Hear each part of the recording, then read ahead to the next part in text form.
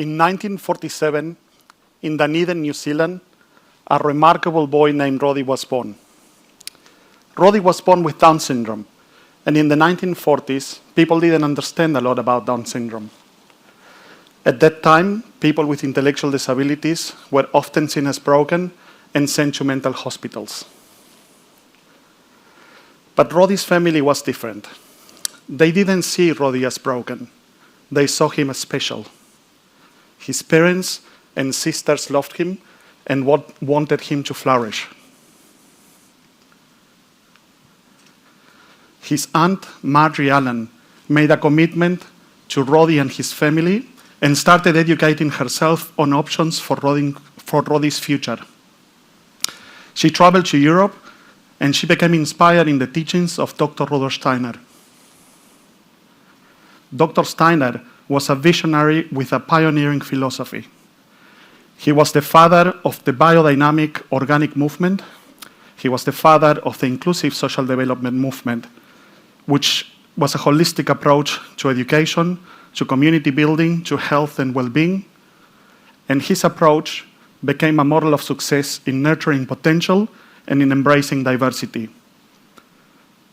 While in Europe, Marjorie immersed herself in organizations working with Steiner's principles in Germany, in Switzerland, and in England. And at that time, she developed a vision, a homeschool for children with intellectual disabilities on a biodynamic farm in New Zealand based on the teachings of Dr. Steiner. When Marjorie returned to New Zealand, she traveled the country and shared her experiences and sought support for her vision. In 1955, in Hawke's Bay, she met Lou and Myra Harris. The Harrises had a daughter named Ruby, who had suffered brain damage at birth. Sir Lou Harris was a well-known local Hawke's Bay farmer. He was an entrepreneur, a philanthropist, and he was also involved with rugby. On a previous year, while traveling in the UK on a rugby tour, he went and visited a community supporting people with disabilities, and like Marjorie, thought it would be wonderful to have a place like this one day in New Zealand. The Harrises and Marjorie clicked, and they immediately embraced Marjorie's vision. And with a gift of land, a farm in Toraiti, Napier, and with funding and money and their support, the Hōhepa school was born in Hawke's Bay in 1957 with 15 students. Roddy joined the Hōhepa school when he was 11 years old. His family followed from Dunedin, moving to Hawke's Bay, and became a part of this transformative journey.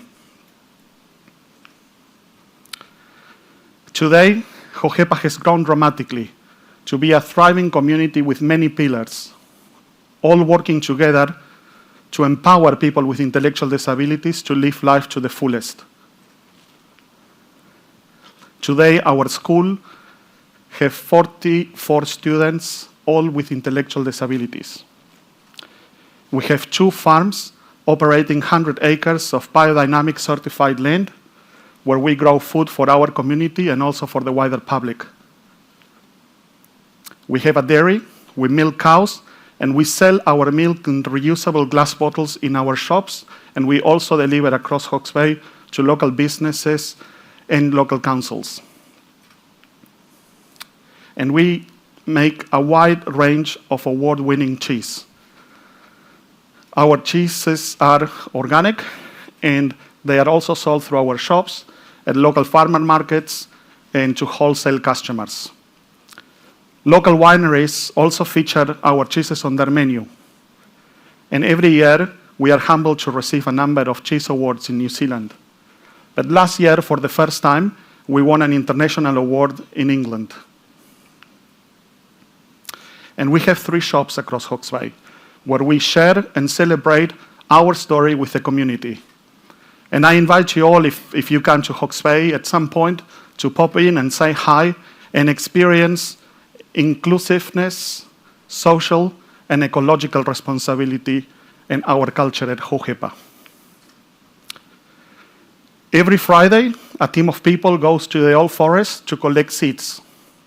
These seeds are potted and looked after at the Hōhepa nursery until the planting season.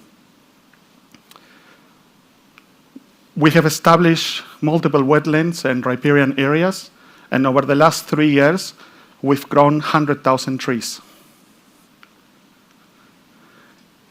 Every day, the smell of honey welcomes people into the Hōhepa candle making studio.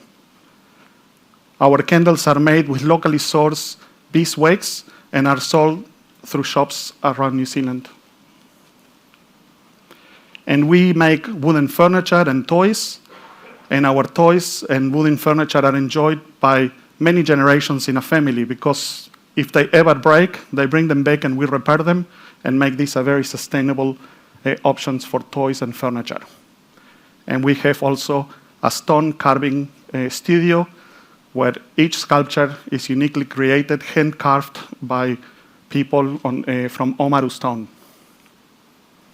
And we have a weaving where we weave wool and make cushion covers, throws, bags, and ponchos.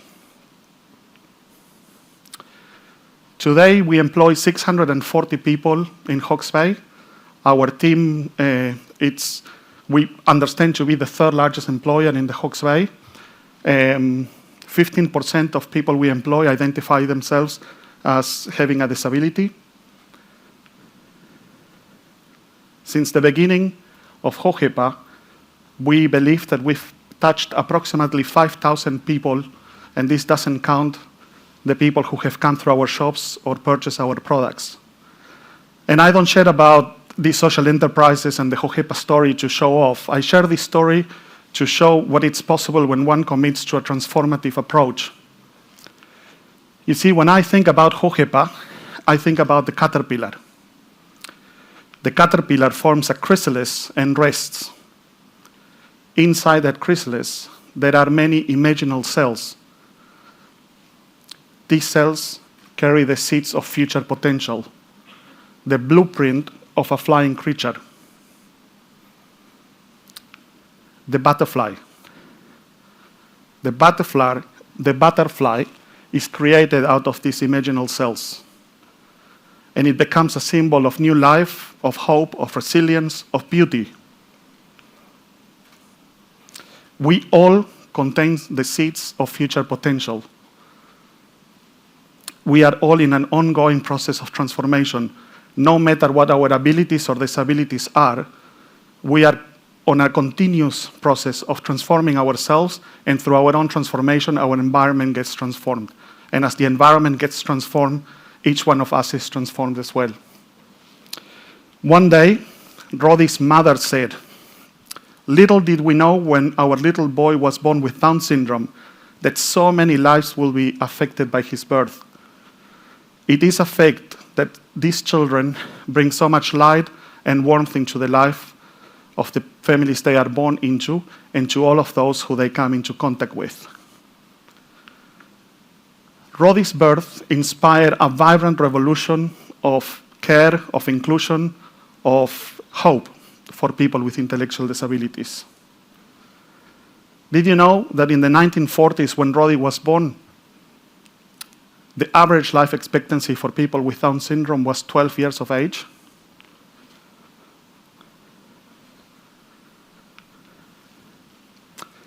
Roddy passed away last year, age 75, after a life full of purpose, connection, and meaning. His life, his legacy, has touched on thousands of people around the world, including mine. And I hope that my kōrero also shares his story, and that his story inspires you too. Ngā mihi nui, no reira, tēnā koutou, tēnā koutou, tēnā kātou katoa. Gracias.